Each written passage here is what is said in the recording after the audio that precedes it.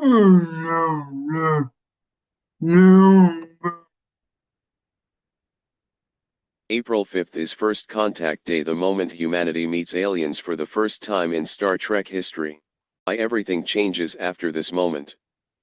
Part of the Star Trek chronological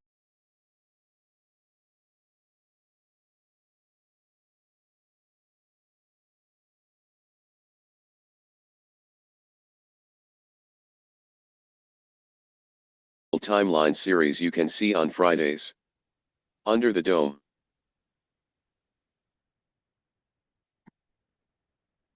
Um, um, no,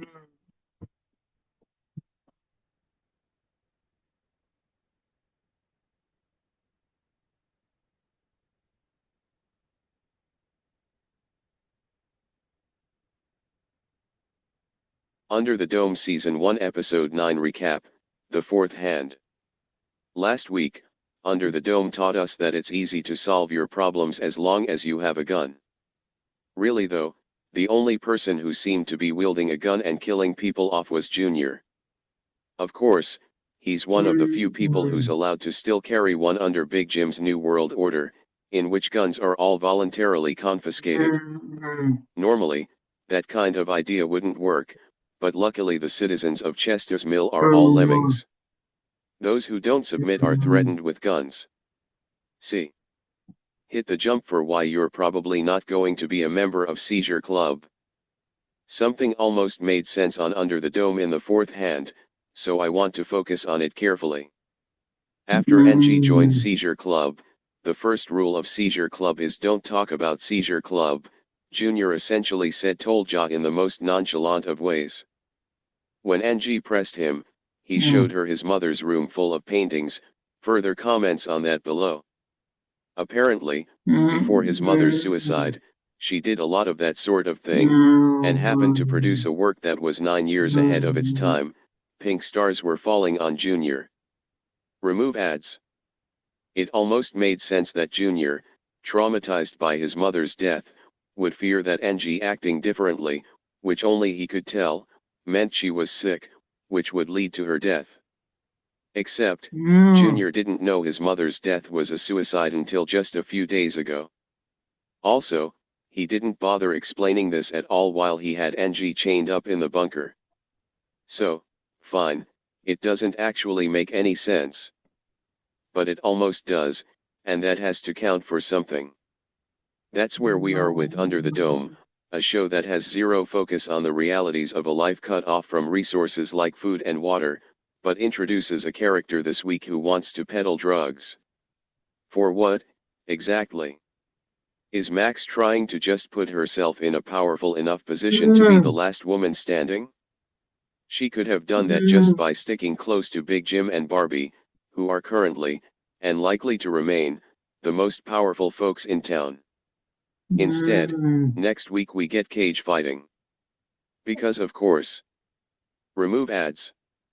Things did pick up a little bit with the Dome mythology side of things. Julia has been frozen out of Seizure Club, but there is another person, probably not an adult, if the pattern holds, whose hand is needed to unlock the mini-dome or activate the egg, or both.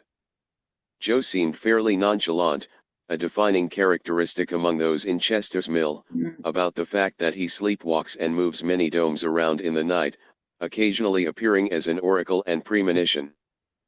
But hey, let's just go find Truman's Bowl. The Dome mythology holds the show together in a very loose way that's somehow enough to make us believe, week after week, that something interesting is about to happen. Yes, it will be interesting to see who the fourth hand is and what happens when they all touch the mini-dome. But is it interesting enough to sit through Linda acting as Sherlock, Jr.? Pink stars are falling. Remove ads. Episode rating, C. Musings and miscellanea. Only in Chester's Mill would a bootleg drug operation be kept in plain view of anyone who opened up a casket at a funeral home. Not to mention the fact that the recipe was right there with it. Drug making 101 kit, I guess. Watching Under the Dome after Breaking Bad is so depressing. Either the zoom in to Angie's butterfly tattoo was a red herring, or the egg simply can't distinguish between one kind of butterfly from another. Junior's mom's art was definitely folk art. Look, I'm no Picasso, but at last, some mention of bartering for veggies from local farmers. Not that it is explained in any way, because that's not important when there's cage fighting ahead.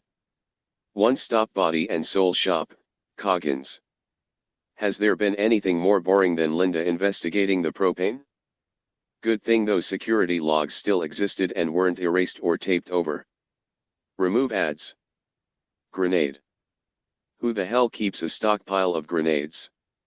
Chester's Mill is a really militarized place for a sleepy town.